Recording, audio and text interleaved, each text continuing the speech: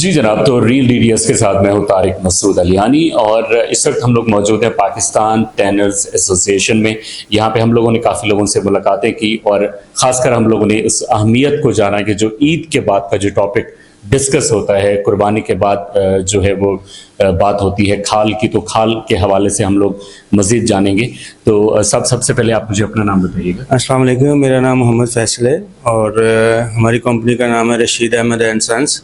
उसके लिए हम काम करते हैं और हमारा तकरीबन हर साल लेदर का काम होता है और हम लेदर ख़रीदते हैं। ईद के हवाले से काफ़ी हद तक ईद ख़रीदते हैं और हमारा पूरे पाकिस्तान से लेदर आ रहा होता है। सबसे पहले तो हम क्या करते हैं कि जो ईद से 10 से 15 दिन पहले हमारी सारी मीटिंगें हो रही होती हैं। जो मौलवी हज़रात हैं उनके साथ मीटिंगें हो रही होती हैं और उनसे हम सारी चीज़ें परचेज़ कर रहे होते हैं और उसके बाद फिर हमारा काम शुरू हो जाता है इसको संभालना, हम इसको संभालेंगे कैसे।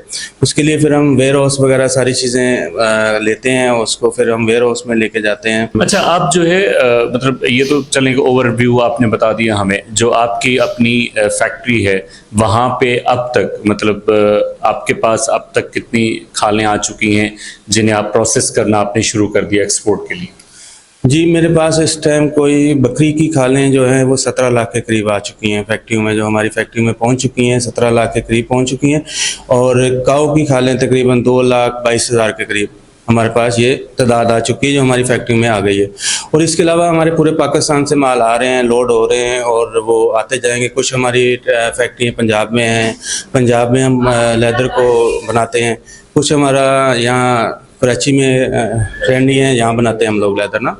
तो हमारे पास जो तादाद है वो काफ़ी हद तक हो जाती है। तकरीबन कोई अगर ओवरऑल हम देखा जाए तो हमारे पास कोई 20 से 25 लाख के करीब हमारे पास दोनों चीज़ें आ जाती है। आपको ऐसा लगता है कि पिछले 5 साल में, 10 साल में, 8 साल में फ़र्क हुआ है, कम हुई है तादाद खालों की या ज़्यादा हुई है?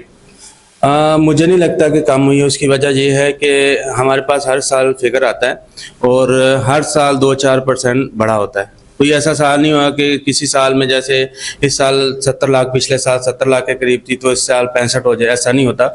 हर साल अल्हम्दुलिल्लाह कुर्बानी बढ़ती है और अच्छी खासी बढ़ती है। तकरीबन अगर कैलकुलेशन ले लें तो 10 से 15% हर साल कुर्बानी बढ़ती है।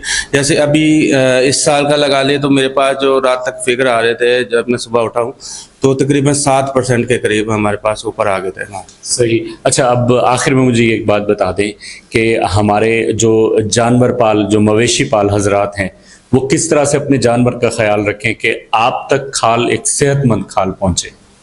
देखिए, जानवर तो ज़ाहिर सी बात है, उनका एक कारोबार है, वो संभालते हैं, अच्छे तरीके से संभालते हैं क्योंकि जो जानवर की कंडीशन होती है उस हिसाब से वो प्राइस मांगते हैं। तो इसमें दोनों जानवर आने चाहिए, हल्के भी आने चाहिए क्योंकि कुछ लोग ऐसे होते हैं कि वो खरीद नहीं सकते अच्छा जानवर, तो वो छोटा जानवर खरीद लेते हैं, तो वो भी हमारे पास आ रहे होते हैं। बड़े जानवर वाले भी आ रहे होते हैं। अगर सारे जानवर अच्छे आ जाएंगे तो काफ़ी लोग कुर्बानी से रह जाएंगे क्योंकि जो व्यापारी हजरात हैं वो शुरू में रेट ऐसा मांगते हैं कि बंदा सुन के ही डर जाता है। जैसे 4 लाख का जानवर होता है तो वो 10 लाख मांग रहे होते हैं। तो कुछ लोगों का ज़हन यहाँ से अट जाता है कि मेरे पास तो इतने गुंजाइश नहीं है कि मैं 10 लाख की कुर्बानी की 8 लाख की भी नहीं कर सकता। तो एंड में आके इस साल जो ईद के जानवर हैं वो सस्ते हुए हैं। तकरीबन अगर 2 दिन इससे पहले देखा जाए, 1 दिन देखा जाए तो आधी कीमत पे जानवर मिल रहे थे। जो हमें 10 लाख का जानवर बोल रहे थे वो 5 लाख 6 लाख मांग रहे थे। तो इसका मतलब है, जैसे मैं आपको एक ऊँट की बता देता हूँ। मैं ऊँट लेने गया तो वो मुझसे मांग रहा था 14 लाख रुपए उसी ऊँट के, और मैं 1 दिन पहले गया तो वो ऊँट खड़ा था तो मुझे उसने 6 लाख रुपए का ऊँट दिया। तो इस तरह व्यापारी भी अगर ये चीज़ें ना करें तो कुर्बानी और मज़ीद बढ़ सकती है क्योंकि ये पहले ही लोगों को डरा देते हैं। जब डर जाते हैं लोग तो वो बिल्कुल अपना ज़हन हटा के वो इज्तिमाई कुर्बानी की तरफ आ जाते हैं।